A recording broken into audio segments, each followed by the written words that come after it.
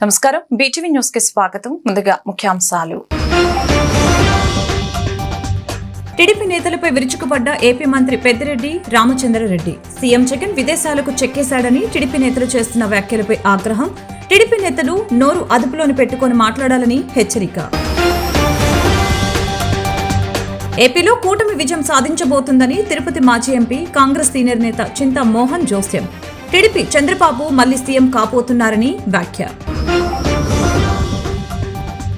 ఆంధ్రప్రదేశ్లో హింస చెలరేగటానికి చంద్రబాబు పురంధేశ్వరుల కుట్రలే ప్రధాన కారణమని మంత్రి అంబటి రాంబాబు ఆరోపణ.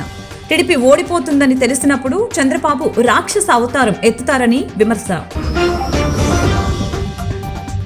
దుర్గగుడిపై కొనసాగుతున్న భక్తుల రద్దీ. వేసవి సెలవుల నేపథ్యంలో ఉభయ తెలుగు రాష్ట్రాల నుంచి పెద్ద ఎత్తున భక్తులు విచ్చేస్తున్న వైనం భక్తులకు ఎటువంటి ఇబ్బంది కలగకుండా అన్ని ఏర్పాట్లను పూర్తి చేసిన ఆలయ అధికారులు. ఏపీ మంత్రి పెద్దిరెడ్డి రామచంద్రారెడ్డి ప్రెస్ మీట్ ఏర్పాటు చేసి టీడీపీ నేతలపై విరుచుకుపడ్డారు. పెద్దిరెడ్డి కంపెనీకి చెందిన వాహనాలను విదేశాలకు పంపించేస్తున్నారని, సీఎం జగన్ విదేశాలకు చెక్కేశాడని టీడీపీ నేతలు చేస్తున్న వ్యాఖ్యల పట్ల ఆయన మండిపడ్డారు. టీడీపీ నేతలు నోరు అదుపులోనే పెట్టుకుని మాట్లాడాలని, లేకపోతే తాము కూడా వీధుల్లోకి వచ్చి మాట్లాడవలసి వస్తుందని హెచ్చరించారు. మంత్రి పెద్దిరెడ్డి టీడీపీ జాతీయ ప్రధాన కార్యదర్శి నారా లోకేష్ పై ధ్వజమెత్తారు. ఈ లోకేష్ మాట్లాడితే చాలు పాపాల పెద్దిరెడ్డి అంటుంటాడని అన్నారు. మీ నాన్నే పాపాల చంద్రబాబు ఎంతో మందిని చంపేశాడు. వంగవీటి రంగా నుంచి పింగళి దశరథ వరకు అందరూ ఆయన బాధితులే. వారందరూ చనిపోయారని పెద్దిరెడ్డి పేర్కొన్నారు. అలాంటప్పుడు మీ నాన్నను పాపాల చంద్రబాబు అని పిలుచుకోవాలే తప్ప నన్ను మాట్లాడినందువల్ల నీకు వచ్చిందేమీ లేదని స్పష్టం చేశారు. నేను పాపాల పెద్దిరెడ్డినా, మంచి పెద్దిరెడ్డినా అనేది రాష్ట్రంలో కానీ జిల్లాలో కానీ అందరికీ తెలుసు. రాజకీయ విలువల్ని దెబ్బతీసే విధంగా మీరు ఇలా దుర్భాషలాడటం తగదు. రాజకీయాల్లో ఉండే వారందరూ ఇలాగే ఉంటారని ప్రజలు అనుకునేలా మీ ప్రవర్తన ఉంది. మీరు ఇదే విధంగా మాట్లాడితే మేము ఇంతకంటే ఎక్కువగా మాట్లాడగలమని పెద్దిరెడ్డి హెచ్చరించారు. ఎన్నికలు జరిగిపోయినాయి. 4వ తేదీ ఫలితాలు వెలువడుతూ ఉన్నాయి. ఈ తరుణంలో లేనిపోని అబద్ధాలు, కుట్రలు, కుతంత్రాలు అన్నీ కూడా తెలుగుదేశం పార్టీ చేస్తూ ఉంది. మొన్నటి రోజేమో ఆయన ట్విట్టర్లో ఆయన సొంత ఖాతాలో పెట్టాడు లోకేష్ బాబు. ఈ తిక్క లోకేష్ పెద్దిరెడ్డి వెహికల్స్లో ఇతర దేశాలకు తరలిస్తారు, వీటిలో వేల కొద్ది డబ్బు వజ్రాలు తరలిస్తున్నారు. ఈ ట్విట్టర్లో ఆయన పెట్టినది ఆయన సొంత ఖాతాలో పెట్టాడు. మరి నిజంగా ట్విట్టర్లో ఆయన చెప్పే ముందు వాస్తవాలు గమనించాలా లేదా? ఎందుకు నిన్ను ప్రజలందరూ కూడా లోకేష్ పప్పు అని ఎందుకు పిలుస్తూ ఉన్నారంటే దీన్ని చూస్తేనే అర్థమవుతుంది. ఏదైనా కస్టమ్స్ ఉంటుంది, బండ్లు లోడ్ అయ్యేటప్పుడు కానీ అక్కడ ఆఫ్రికాలో పోర్ట్ వచ్చి దారుసలాం. ఏపీలో కూటమి విజయం సాధించబోతుందని తిరుపతి మాజీ ఎంపీ కాంగ్రెస్ సీనియర్ నేత చింతా మోహన్ జోస్యం చెప్పారు. చంద్రబాబు మళ్లీ సీఎం కాబోతున్నారని అన్నారు. ఏపీలో సీఎం జగన్, దేశవ్యాప్తంగా ప్రధాని మోదీ వ్యతిరేక పవనాలు స్పష్టంగా కనిపిస్తున్నాయని చెప్పారు. తిరుపతి మాజీ ఎంపీ కాంగ్రెస్ సీనియర్ నేత చింతా మోహన్ మీడియాతో మాట్లాడారు. టీడీపీకి సీట్లు భారీగా పెరిగిపోతున్నాయని, అయితే బీజేపీతో పొత్తు కారణంగా టీడీపీ ఖచ్చితంగా కొన్ని సీట్లను కోల్పోతుందని తెలిపారు. బీజేపీతో పొత్తు పెట్టుకోకపోతే 150కి పైగా సీట్లు వచ్చాయని అన్నారు. ఈ ఎన్నికల్లో వైసీపీ 4 నుంచి 5,000 కోట్ల వరకు ఖర్చు చేసిందని చెప్పారు. ఇంత డబ్బును జగన్ ఎలా తీసుకురాగలిగారని ప్రశ్నించారు. జగన్ కు పద్మభూషణ్, పద్మశ్రీ పురస్కారాలు కూడా తక్కువేనని ఎద్దేవా చేశారు. ఈ ఎన్నికల్లో వైసీపీకి రాష్ట్ర ప్రజలు బుద్ధి చెప్పారని అన్నారు. ప్రజలు అభివృద్ధిని కోరుకుంటున్నారని చెప్పారు. దేశవ్యాప్తంగా బీజేపీకి 150కి మించి సీట్లు రావని తెలిపారు. నమస్కారం. మనది మంచి ప్రజాస్వామ్య దేశం. ఈ ప్రజాస్వామ్య దేశంలో అద్భుతాలు జరుగుతున్నాయి. ఆంధ్రప్రదేశ్ రాష్ట్రంలో మొన్న జరిగినటువంటి ఎన్నికల్లో ఒక్క వైసీపీ పార్టీ 4,000 నుంచి 5,000 కోట్ల రూపాయల డబ్బు ఖర్చు పెట్టింది. ఇది ఎంత చక్కటి అద్భుతం. ఒక్క చిన్న ప్రాంతీయ పార్టీ ఒక్క చిన్న రాష్ట్రంలో 4,000 నుంచి 5,000 కోట్ల రూపాయలు డబ్బు క్యాష్ గా ఖర్చు పెట్టింది. ఇది ఎక్కడి నుంచి వచ్చింది? ఇది ఎవరు ఇచ్చారు? దీనికి జవాబు చెప్పాల్సింది సంస్థలు చెప్పాలి. మరి ఒక్క తిరుపతి నియోజకవర్గంలో, పార్లమెంట్ నియోజకవర్గంలో ఒక అసెంబ్లీ స్థానంలో ఒక అభ్యర్థి 80 కోట్ల రూపాయలు ఖర్చు పెట్టాడు. వైసీపీ నుంచి 80 కోట్ల రూపాయలు క్యాష్ గా ఖర్చు పెట్టాడు. ఈ డబ్బు ఎక్కడి నుంచి వచ్చింది? మరి ఇంకొక రిజర్వ్డ్ స్థానంలో, గూడూరు అనే రిజర్వ్డ్ స్థానంలో నుంచి ఒక అభ్యర్థి, వైసీపీ అభ్యర్థి 45 కోట్ల రూపాయల డబ్బు ఖర్చు పెట్టాడు. మరి ఈ డబ్బుని ఒక పోలీస్ అధికారి ఒక హోటల్లో పెట్టుకొని డబ్బుని డిస్ట్రిబ్యూట్ చేశాడు. ఆంధ్రప్రదేశ్ లో హింస చెలరేగటానికి చంద్రబాబు పురంధేశ్వరుల కుట్రలే ప్రధాన కారణమని జలవనరుల శాఖ మంత్రి అంబటి రాంబాబు తెలిపారు. సత్తెనపల్లిలోని వైసీపీ కార్యాలయంలో ఆయన విలేకరులతో మాట్లాడారు. టీడీపీ ఓడిపోతుందని తెలిసినప్పుడు చంద్రబాబు రాక్షస అవతారం ఎత్తుతారని వివరించారు. ఎన్నికల ముందు ఐపీఎస్ల మార్పు చేర్పుల్ని పురంధేశ్వరితో చంద్రబాబు లేఖ రాయించారని విమర్శించడం జరిగింది. అధికారుల్ని మార్చిన చోటే హింస చెలరేగటంలో ఆంతర్యమేంటని ఆయన ప్రశ్నించారు. ఎన్నికల కమిషన్ అపాయింట్మెంట్ చేసిన వారి సస్పెండ్ అవ్వటం చరిత్రలో ఎరుగని విడ్డూరమని విమర్శించారు. పగలగొట్టాలనేటువంటి ఉద్దేశంతో దాడులు కూడా జరిగాయి.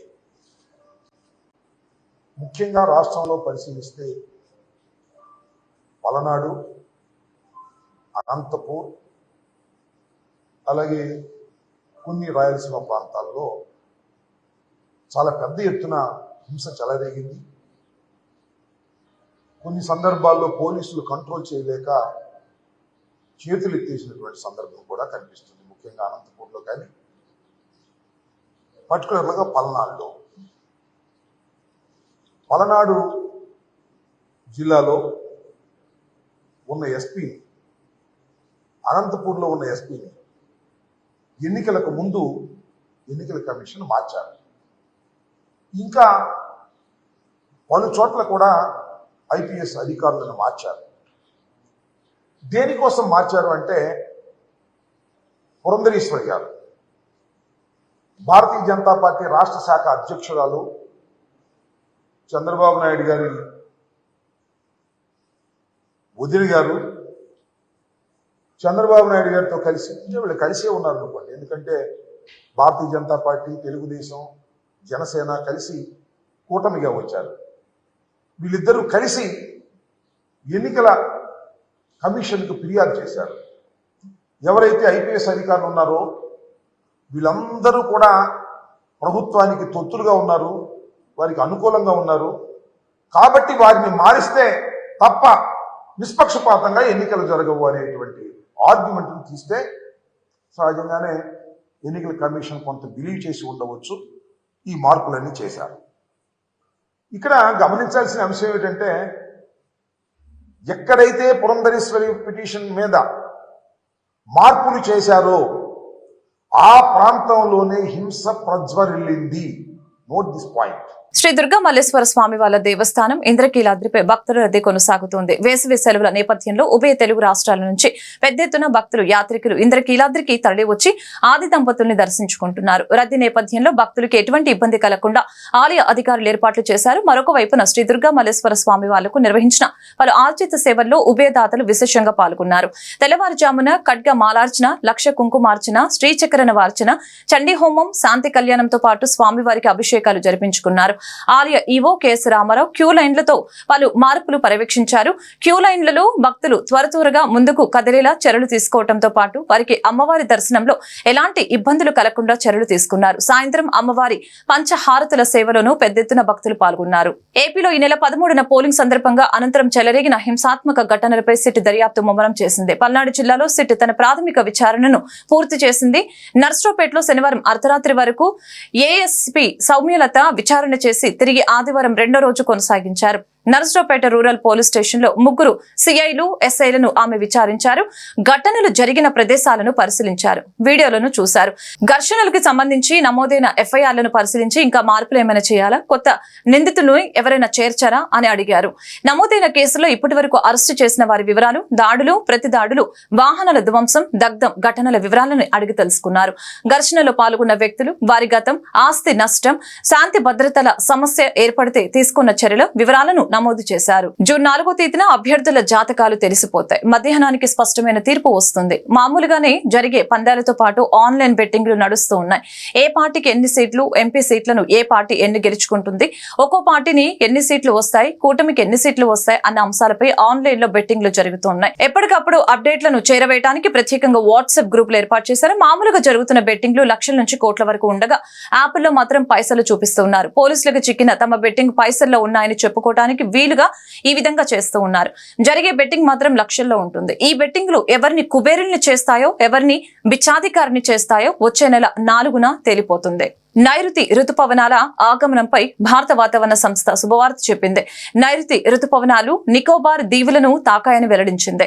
ఈ నెల 31న కేరళ తీరాన్ని తాకటం ద్వారా నైరుతి రుతుపవనాలు భారత ప్రధాన భూభాగంలోకి ప్రవేశిస్తాయని ఐఎండీ తెలిపింది. మే 22 నాటికి నైరుతి బంగాళాఖాతంలో ఏర్పడే అల్పపీడనం రుతుపవనాల కదలికల్ని మరింత వేగవంతం చేస్తుందని, రుతుపవనాలు మరింతగా విస్తరించేందుకు దోహదపడుతుందని వివరించింది. భారత్ లో సాధారణంగా నైరుతి రుతుపవనాలు సీజన్ జూన్ 1 నుంచి ప్రారంభమై సెప్టెంబర్తో ముగుస్తుంది.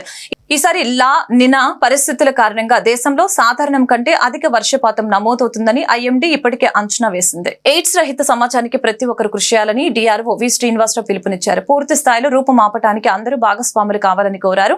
హెచ్ఐవి పట్ల ప్రజల అవగాహన కల్పించి నివారణ చర్యలు చేపట్టడమే వ్యాధి నిర్మూలనకు ఏకైక మార్గమని చెప్పారు. ప్రపంచ ఎయిడ్స్ కొవ్వొత్తుల స్మారక దినోత్సవాన్ని నగరంలోని కలెక్టరేట్ లో నిర్వహించడం జరిగింది. జిల్లా వైద్య ఆరోగ్య అధికారులు, స్వచ్ఛంద సంస్థల ప్రతినిధులతో కలిసి కొవ్వొత్తులు వెలిగించారు.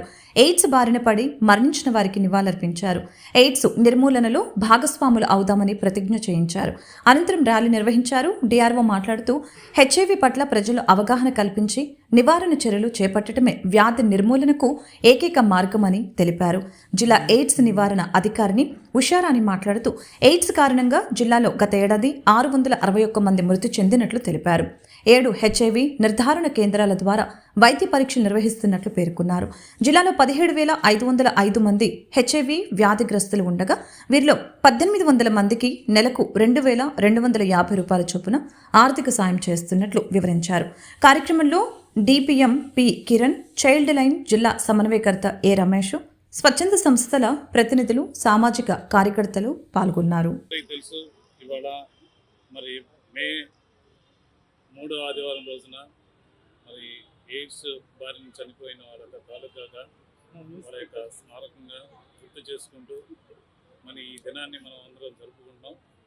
ఇది శుభదినం కాకపోవచ్చు కానీ మనందరం ఒకసారి గుర్తు చేసుకుంటూ మరలా రాబోయే కాలంలో మన యంగ్ జనరేషన్ కానీ ఎవరు కూడా ఇలాంటి వల్ల ఈ వ్యాధి యొక్క బారిన పడకుండా మనం అందరినీ రాబోయే జనరేషన్ అందరినీ కూడా వాళ్ళందరినీ చైతన్యపరిచి దీని మీద ఎక్కువగా అవగాహన కలిగించి ఈ వ్యాధి రాకుండా మనం ఎలాంటి చర్యలు తీసుకోవాలనేది ఒక అవగాహన కలిగించడం కోసం మేమందరం కూడా ఇక్కడ కలిసి ఒక చిన్న ఈ క్యాండిలైట్ దీని ద్వారా మీ అందరికీ అవగాహన కలిగించే కార్యక్రమం చేపట్టారు. మరి ప్రజలు దయచేసి దీనిలో ఒక మంచి దీన్ని తీసుకొని అది చనిపోయిన వాళ్ళని మనం గుర్తు చేసుకుంటూ మనందరం కూడా రాబోయే జనరేషన్ కూడా ఏ రకమైన ఇలాంటి ఇబ్బందికరమైన వ్యాధిని ఎవరికి సోకకుండా చూసుకునే బాధ్యత ప్రతి పౌరుడి మీద ఉందని మరి ఒకసారి గుర్తు చేసుకుంటూ మీ అందరికీ మరలా దీని మీద ప్రతి ఒక్కళ్ళు చైతన్యమై మనం రాబోయే కాలం జనరేషన్లో భారతదేశంలో మన పోలియోని ఎలా నివారించుకున్నామో అలాగే మనం కూడా ఇలాంటి ఈ ఎయిడ్స్ ఏదైనా బారిన పడకుండా చూసుకోవాల్సిన బాధ్యతలు అందరిపై ఉందని ఒకసారి గుర్తు చేసుకుంటూ దక్షిణ భారత కమ్యూనిస్టు ఉద్యమ నిర్మాత, పీడిత ప్రజల ముద్దుబిడ్డ పుచ్చలపల్లి సుందరయ్య కలలు కన్నా సమాజ నిర్మాణం సిపిఎం ఎర్ర జెండాలతోనే సాధ్యమని సిపిఎం రాష్ట్ర కార్యదర్శి వి శ్రీనివాసరావు తెలిపారు. గత 10 ఏళ్ల బీజేపీ మోడీ పాలనలో దేశం అన్ని రకాలుగా నష్టపోయిందని తెలిపారు. ఎన్నికల్లో లబ్ధి పొందాలని మతాన్ని, చివరికి అయోధ్య రాముణ్ణి కూడా రాజకీయాల్లోకి లాగి ప్రధాని మోదీ అత్యంత నీచమైన రాజకీయాలు నడుపుతున్నారని విమర్శించారు. విజయవాడ కృష్ణలంక బ్రహ్మరాంబపురంలో పునర్నిర్మాణం జరిగిన మానికొండ సుబ్బారావు గ్రంథాలయాన్ని వి శ్రీనివాసరావు, తుర్లపాటి రామయ్య సాంస్కృతిక కళావేదికను విజయవాడ నగరపాలక సంస్థ స్థాయి సంఘం మాజీ చైర్మన్ చిగురుపాటి బాబురావు ఆదివారం ప్రారంభించారు. ముందుగా సుందరయ్య చిత్రపటానికి మాజీ కార్పొరేటర్ దోనేపూడి కాశీనాథ్ పూలమాలలు వేసి ఘనంగా నివాళులర్పించారు. ఈ సందర్భంగా మానికొండ సుబ్బారావు గ్రంథాలయ కమిటీ కన్వీనర్ బత్తుల చిన్నారావు అధ్యక్షతన జరిగిన సభలో వి శ్రీనివాసరావు మాట్లాడారు. అమెరికాకు కమ్యూనిజం ఓ భూతంలా ఆవరించిందని, సోవియట్ యూనియన్ పతనమైన సమయంలో కమ్యూనిజాన్ని పాతాళానికి తొక్కేయొచ్చని, అమెరికా లాంటి పెట్టుబడిదారీ దేశాలు సంబరపడ్డాయని తెలిపారు. కానీ అది ఎంతో కాలం నిలబడలేదని అన్నారు. నేడు సోషలిస్టు దేశం చైనా అన్ని రంగాల్లో పురోగమిస్తూ అమెరికాకు డా అంటే డా అనే స్థితికి చేరిందని తెలిపారు. పెట్టుబడిదారీ దేశాల్లో జరుగుతున్న పోరాటాలు, మన దేశంలో రైతాంగ ఉద్యమాలు, రాష్ట్రంలో విశాఖ ఉక్కును కాపాడేందుకు 3 ఏళ్ల నుంచి కార్మికులు, ఉద్యోగులు జరుపుతున్న ఉద్యమం, కృష్ణపట్నం పోర్టును ఆదానికి అప్పగించొద్దని 4 రోజుల పాటు కార్మికులు జరిపిన పోరాటాలే ఇందుకు నిదర్శనమని పేర్కొన్నారు. ప్రపంచంలో ఎవరు శత్రువు అంటే కమ్యూనిజం నెంబర్ 1 శత్రువు అని ప్రకటించుకోవాల్సినటువంటి దుస్థితి దానికి ఏర్పడింది. పాతాళంలో తొక్కినా తిరిగి ఆకాశానికి ఎగరగలిగినటువంటి శక్తి కమ్యూనిజానికి ఉంది అనేటువంటి రోజు రుజువు. ఎందుకు అంతగా భయపడుతుంది? అమెరికా రోజు కమ్యూనిస్ట్ ప్రణాళిక మార్క్స్ రాసినప్పుడు యూరోప్ని కమ్యూనిజం అనే భూతం ఆవహించిందని చెప్పి ఆ రోజు రాశాడు. ఈరోజు తిరిగి ఆ భూతం అమెరికాను ఆవహించింది. మీరు చూస్తుంటారు, ఈరోజు కూడా చతుర్భుజ కూటమిని ఈ హిందూ మహాసముద్రం మొత్తం, దాని చుట్టుపక్కల దక్షిణ చైనా సముద్రం, అందులో భాగంగా ఉన్నటువంటి దక్షిణ చైనా సముద్రం వీటి మీద ఆధిపత్యం కోసం ఇంతకుముందు ఏర్పాటు చేసిన దాన్ని ఇంకో దేశాన్ని కలుపుకొని ఫిలిప్పైన్స్ అని అమెరికా వాళ్ళు కొత్త కూటమి పెట్టారు 5 దేశాలతో, 4 నుంచి 5 దేశాలు పెంచుకొని. ఎందుకని అంటే ఆసియా ఖండం మీద చైనా యొక్క పలుకుబడిని దెబ్బతీసి అమెరికా ఆధిపత్యాన్ని పునఃస్థాపించడం కోసం ఆ పని వాళ్ళు చేస్తున్నారు. అంటే ఏమిటి? తనకు సవాలు 1970లో కమ్యూనిజం బలంగా ఉన్నప్పుడు ఏ ప్రచ్ఛన్న యుద్ధం అనే ఒక సవాలు రోజు ఏర్పడిందో అంతకన్నా పెద్ద సవాలు ఈరోజు ఏర్పడింది. మనం చూస్తే తాజాగా భారతదేశం రోజు మోడీ చైనాని తిట్టడం లేదా విమర్శించడం గొప్ప లేదు. చైనా మనకేం బంధువు కాదు. ప్రపంచంలో శ్రామికులందరూ మనకు బంధువులే, సోషలిజాన్ని కోరుకునే వాళ్ళందరూ మనకు బంధువులే. అదేం ప్రత్యేకం కాదు చైనా పట్ల. అమెరికాలో ఉన్న కార్మికవర్గం కూడా మనకు బంధువులే. సామ్రాజ్యవాదం శత్రువు, ప్రధానమైనటువంటి శత్రువు. కానీ ఈరోజు భారతదేశంలో ఇతర దేశాలతో జరిగిన దక్షిణ భారత కమ్యూనిస్టు ఉద్యమ నిర్మాత, ప్రజల పక్షాన పోరాడిన నిస్వార్థ నాయకుడు పుచ్చలపల్లి సుందరయ్య అని doctor Pinnamaneni Krishna Rao all India medical representative association మాజీ అధ్యక్షులు కామినేని రమేష్లు తెలిపారు. మొగల్రాజపురంలోని సిపిఎం కార్యాలయం వద్ద doctor Pinnamaneni Krishna Rao all India medical representatives association మాజీ అధ్యక్షులు కామినేని రమేష్ నివాళులర్పించారు. సిపిఎం నాయకులు మురాహరి, దావులూరి శ్రీనివాసరావు తదితరులు పాల్గొన్నారు. ఈ సందర్భంగా మోడ్రన్ అకాడమీ అధినేత సుంకర పాపారావు అల్పాహారం ఏర్పాటు చేశారు. మాజీ ఎమ్మెల్యే పేట రామారావు కుటుంబ సభ్యులు మజ్జిగ పంపిణీ చేశారు. వార్తలు ముగించే ముందు ముఖ్యాంశాలు మరొకసారి. టీడీపీ నేతలపై విరుచుకుపడ్డ ఏపీ మంత్రి పెద్దిరెడ్డి రామచంద్రారెడ్డి. సీఎం జగన్ విదేశాలకు చెక్కేశాడని టీడీపీ నేతలు చేస్తున్న వ్యాఖ్యలపై ఆగ్రహం. టీడీపీ నేతలు నోరు అదుపులోని పెట్టుకుని మాట్లాడాలని హెచ్చరిక. ఏపీలో కూటమి విజయం సాధించబోతుందని తిరుపతి మాజీ ఎంపీ, కాంగ్రెస్ సీనియర్ నేత చింతా మోహన్ జోస్యం. టీడీపీ చంద్రబాబు మళ్లీ సీఎం కాబోతున్నారని వ్యాఖ్య. ఆంధ్రప్రదేశ్లో హింస చెలరేగటానికి చంద్రబాబు పురంధేశ్వరుల కుట్రలే ప్రధాన కారణమని మంత్రి అంబటి రాంబాబు ఆరోపణ. టీడీపీ ఓడిపోతుందని తెలిసినప్పుడు చంద్రబాబు రాక్షస అవతారం ఎత్తుతారని విమర్శ. దుర్గగుడిపై కొనసాగుతున్న భక్తుల రద్దీ. వేసవి సెలవుల నేపథ్యంలో ఉభయ తెలుగు రాష్ట్రాల నుంచి పెద్ద ఎత్తున భక్తులు విచ్చేస్తున్న వైనం, భక్తులకు ఎటువంటి ఇబ్బంది కలగకుండా అన్ని ఏర్పాట్లను పూర్తి చేసిన ఆలయ అధికారులు. ఈ వార్తలు ఇంతటితో సమాప్తం. మరొక బులెటిన్లో మళ్ళీ కలుద్దాం. నమస్కారం.